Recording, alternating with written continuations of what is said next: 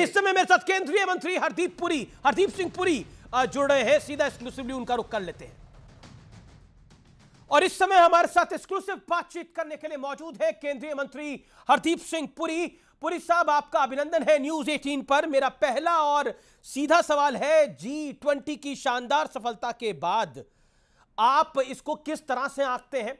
क्योंकि विपक्ष के नेता तो बहुत कुछ कह रहे हैं, लेकिन क्योंकि आप खुद एक डिप्लोमेट रह चुके हैं, आपका एक बैकग्राउंड उस तरह का है, तो मैं जानना चाहता हूं आम जनता के लिए, जो करोड़ों जनता इस समय आपको टेलीविजन स्क्रीन के माध्यम से देख रही है, दो बड़ी चीजें जो इस G20 में हुई है जिस पे भारतवासियों को, देशवासियों को गर्व होना चाहिए। दिस वॉज सुई जेनरिस, वन ऑफ ए काइंड, और मैं समझता हूं इसकी चर्चा, इसकी प्रेज सिर्फ अभी बाकी देशों से नहीं आ रही, चीन से आ रही है, Argentina, Brazil, United states, UK. चलिए, ये तो क्रेडिट की बात हुई, प्रशंसा की बात हुई, लेकिन राहुल गांधी भी विदेश में हैं और राहुल गांधी बेल्जियम में कह रहे हैं कि भारत में लोकतांत्रिक संस्थाओं पर चौतरफा हमला हो रहा है। और ये वो सब कुछ कह रहे थे, और साथ ही साथ उन्होंने ये भी कहा लोकतांत्रिक ढांचे को तहस नहस किया जा रहा है। और ये सब राहुल गांधी तब कह रहे थे जब G20 के तमाम मेहमान भारतीय जमीन पर थे, और अभी भी कुछ है। उन्होंने अगर डेमोक्रेसी पे उन्होंने कहा इंडिया में डेमोक्रेसी नहीं है, कई बार वो कह चुके हैं माइनॉरिटीज की हालत अच्छी नहीं है। I am a very proud member of a minority community, और मैं आपको ये बता सकता हूं जब माइनॉरिटी की बात होती है तो मैंने उनको कई बार याद करवाने की कोशिश की नेली मैसेकर में क्या हुआ और माइनॉरिटीज के साथ उनकी सरकार के समय क्या हुआ। तो इसलिए छोड़िए, राहुल गांधी जी को मुझे लगता है फॉरेन टूर एक्सटेंडेड करने दें और वो वहां से जो आए वापस तो थोड़ा सा भारत के साथ आके जुड़े। अभी तो भारत को जोड़ने के लिए तोड़ने की बात ही ज्यादा हो रही है। एक चीज जो कि सवाल जरूर बनता है वो ये है कि बीते कुछ दिनों में पॉलिटिकल रंजिशें बहुत बड़ी हैं, और कांग्रेस का कहना है कि इस G20 के डिनर में इनवाइट नहीं गया मल्लिकार्जुन खड़गे को। इसके पीछे कारण क्या था? क्योंकि बाकी पूरा ऑपोजिशन था, कांग्रेस के मुख्यमंत्री भी थे।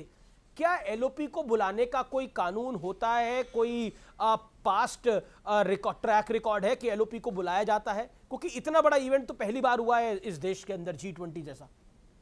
ये कॉन्स्टिट्यूशनल इवेंट है, माननीय ये महामहिम ने इसको होस्ट किया। इसमें चीफ मिनिस्टर सबको बनाया स्टेट्स में। तो मैं समझता हूं कि ये पॉलिटिकल इमेच्योरिटी है। कांग्रेस के लोग आए, उसमें शामिल हुए, उनके चीफ मिनिस्टर, बाकी I full stop N full stop D full stop I A alliance के चीफ मिनिस्टर्स थे, नीतीश जी थे, मैंने बोला बाकी लीडर्स थे। तो एक it was a very proud moment for India, जहां पे India was being showcased. India means Bharat, मैं फिर कह रहा हूं, वो अपॉस्ट्रोफी और फुल स्टॉप वाला इंडिया नहीं। लेकिन एक सवाल जो कि बहुत बड़ा विवाद का विषय रहा, G20 तो अच्छा हुआ ही, भारत और इंडिया के नाम को लेकर भी पॉलिटिक्स हुई, लेकिन सनातन धर्म को लेकर जो एक INDIA यानी ये जो इंडिया अलायंस है, इसके एक बड़े गठबंधन पार्टनर उदयनिधि स्टालिन ने जो सनातन धर्म को लेकर शब्द बोले हैं, क्या आपको लगता है, और उसके बाद भी कुछ ना कुछ आ ही रहा है, कभी कोई किसी पॉलिटिकल पार्टी का व्यक्ति बोलता है इंडिया अलायंस का, कभी कोई बोलता है, क्या आपको लगता है this is a planned strategy? मुझे लगता है, वास्तव में मुझे लगता है उनको समझ ही नहीं कि वो बात क्या कर रहे हैं। अब उन्होंने क्या कहा, अब उसने ये तो जो उन्होंने अटैक किया ये तो बहुत ही अनफॉर्चुनेट एंड कंडेमनेबल है। साथ में ये कहा कि जैसे HIV बीमारी होती है, जैसे वो डेंगू होता है और उसको हटाना चाहिए। मलेरिया, कोरोना, बात क्या कर रहे हो? इसमें ना ब्रेन डैमेज लगता है मुझे इन लोगों में, वाकई में ब्रेन डैमेज लग रहा है। अब भारतीय सनातन धर्म की बात कर रहे हो आप, साथ में उसको HIV और डेंगू से जो लाइफ थ्रेटनिंग डिजीज है उससे जोड़ रहे हो।